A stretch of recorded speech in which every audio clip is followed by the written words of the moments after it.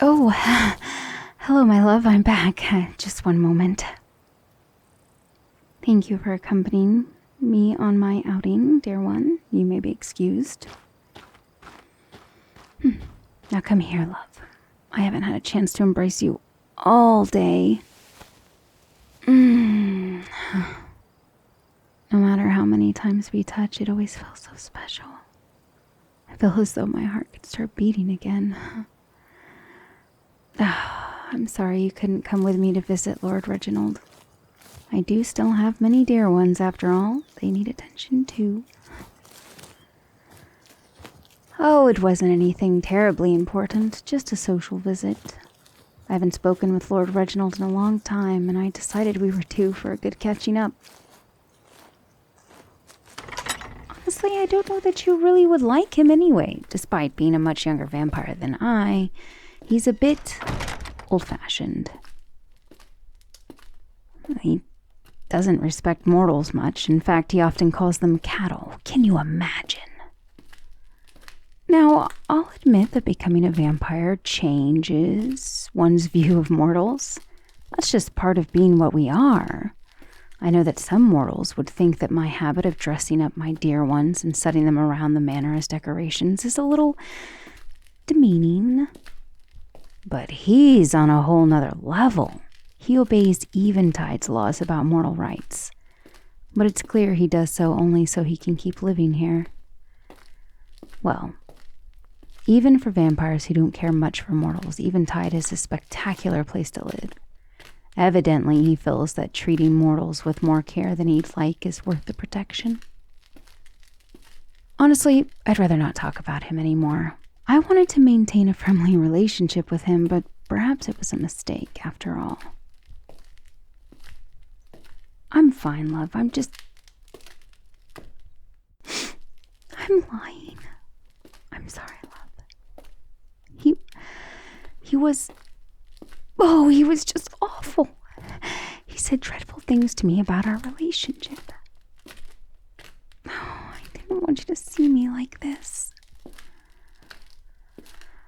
Oh, it's been a long, long time since I felt so vulnerable. Oh, I'm sure you can imagine all the nasty things he had to say. He said that falling in love with you was like lying with a dog. That's when I left. He fairly nearly caught me crying, something I haven't done in over a century. I feel so silly and weak. I'm supposed to be strong for you and all my dear ones. I protect you from all the horrors of the world. How can I do that if I'm reduced to tears by a few unkind words? Poor Lillian. She's the dear one I brought with me. She's so shocked. Like she couldn't believe I could be hurt so easily. I think that's exactly what hurt me so much. The fear that I can't protect you. I just kept thinking about what would have happened if you had been there with me. How it would have made you feel. I worry that I'm exposing you to danger again. It happened before with the Elf King. I set you right in front of a dangerous person, just assuming that nothing would happen. I don't think your life is in any danger from the other vampires, of course, but in rushing to announce our relationship, I may have made you a target for harsh words and criticism. I suppose, of course, up to this point, you haven't been outside of the manor much. But the party I took you to just a few weeks ago is supposed to be the start of many more such outings. You deserve to explore and meet new people. But now, how could I knowingly take you outside when at any time vampires could hurt you with their jeering and name-calling? It's so disheartening to realize all of this only after it's too late to do anything about it. I'm supposed to be a wise ancient being. Most of the time, I'm thinking 10 steps ahead. When it comes to you, I seem to rush. I just want everyone to see you, to know how important you are to me.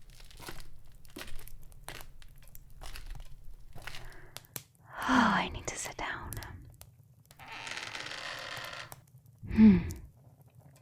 Thank you, my love. You're very sweet to say it. But good intentions just aren't enough sometimes. I've been involved in the darker side of politics for centuries, and I've seen countless rulers who wanted only the best from their people, but couldn't perform their duties properly. The last thing I want to do is become like them.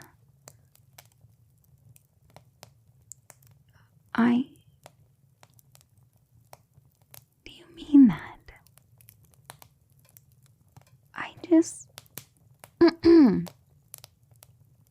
I hadn't thought of it that way. I apologize, my love. I've grown so used to providing for my dear ones, I didn't consider that you're making your own decisions as well. You're right, you did agree to this. I didn't force you.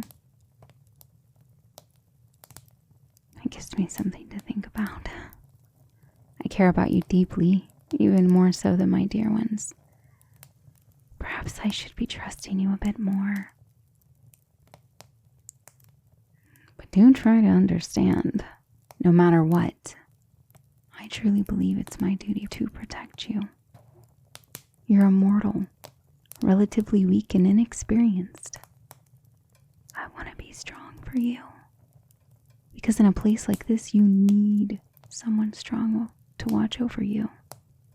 I'll trust your decisions when I can, but please indulge me and let me guide you when needed.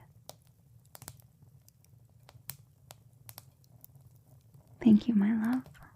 It's been harder for me to adjust than I thought, but this is what I've been missing in my life, a person that I can rely on. I haven't had someone I could consider a partner in a long, long time. In fact, the last time I did, it didn't end so well. It was another vampire.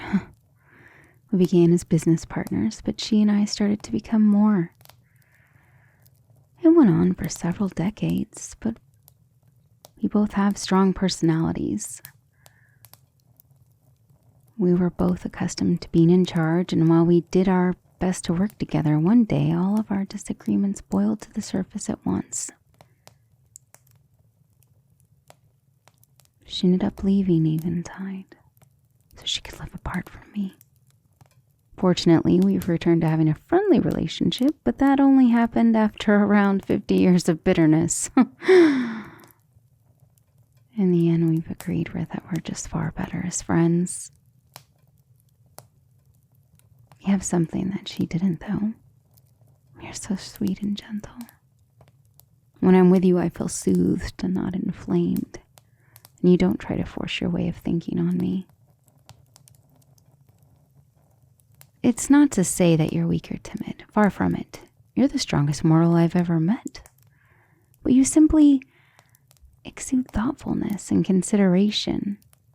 I can trust that you only have my own best interests at heart, and you respect my own experience, and you don't assume that you know better. Oh, thank you for being there for me. I love you so very much, and I want you to understand just how much I mean. I absolutely cherish you.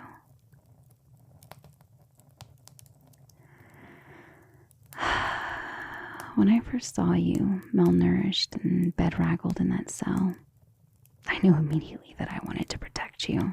At the time, all I could think about was how badly you needed me. I never could have imagined, back then, how much I'd come to need you as well. I suppose that's a bit of a weakness of mine.